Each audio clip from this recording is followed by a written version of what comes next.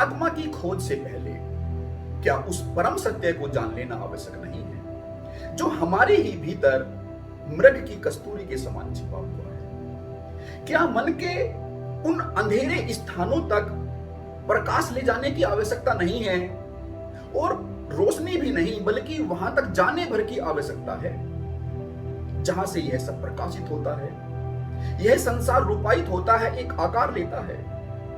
मैं उस दर्पण की बात कर रहा हूं जिस पर जमी धूल को हटा लेने की आवश्यकता है, क्योंकि उसी दर्पण पर परमात्मा की जो झलक है वह हमें दिखाई देती है। दोस्तों, समाज ने, समय ने हमारी चेतना पर जो जो सलवटें डाल दी है, जिसके कारण हमारा जीवन तनावग्रस्त, संतापग्रस्त हो गया है, अशांति से भर गया है,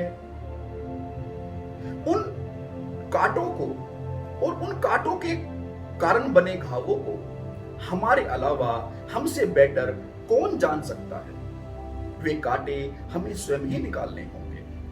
हमारे मन पर जो बने घाव है और उनमें जमी जो गंदगी है, उनकी सफाई के द्वारा ही हमारी आत्मा का दर्पण प्रकाशित होता है। लेकिन हम जीवन की इस भागदौड़ में आगे ही आगे बढ़ते जाते हैं और मन के उस गलियारे की सफाई करना ही भूल जाते हैं, जहां अनावश्यक चीजें इकट्ठी होती जाती हैं, जिसके कारण जाने अनजाने हमारे जीवन में अशांति और बढ़ती जाती है।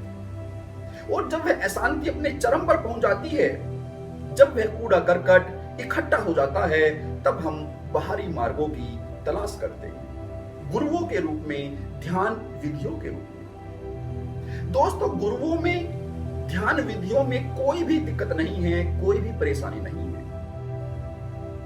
गुरु की संगत तो हमारे जीवन में ध्यान को ले आती है और फिर वह ध्यान हमारे सभी कामों में उतर आता है। लेकिन हम हैं कि जो मौलिक भूल है वह हम तब भी करते हैं। हम यह भूल ही जाते हैं कि वह अंतर यात्रा हमें स्वयं ही करनी होती है। दोस्तों, अपनी इसी भूल के कारण हम वह मार्ग लंबा और लंबा करते चले जाते हैं। अन्यथा तो हमारी अंतर्दृष्टि वहां तक पहुंचने में समर्थ है, पर्याप्त है, और समर्थ ही नहीं है, वही वह मार्ग है जिसके द्वारा उस परम सत्य को जाना जाता है।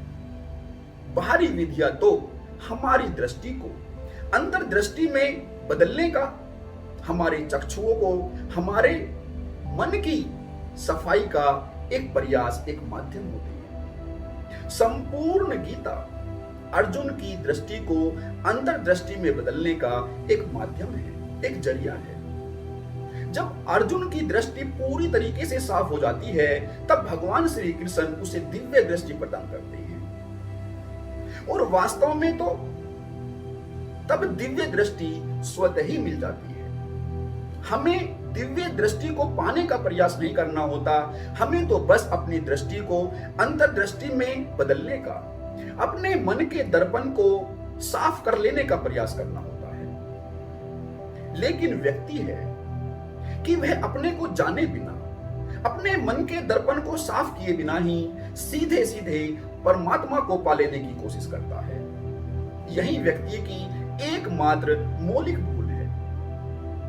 दोस्तों, हम यह कैसे भूल जाते हैं कि चेतना के जिस दर्पण पर वह परमात्मा अपनी झलक देगा, उसकी सफाई के बिना, उसकी क्वालिटी को बदले बिना हम परमात्मा की साफ साफ झलक कैसे ले पाएंगे? हम यह कैसे भूल जाते हैं कि जैसा हमारा मन होगा वैसी ही हमारी भावना होगी, वैसी ही हमारी दृष्टि होगी। श्री रामचरितमानस में कहा गया है कि जाकी रही भावना जैसी, प्रभु मूरत देखी तिन तैसी। आशा करता हूं कि आपको यह सेशन अच्छा लगा होगा। इसी के साथ मैं आपसे विदा लेता हूं। जय श्री राम।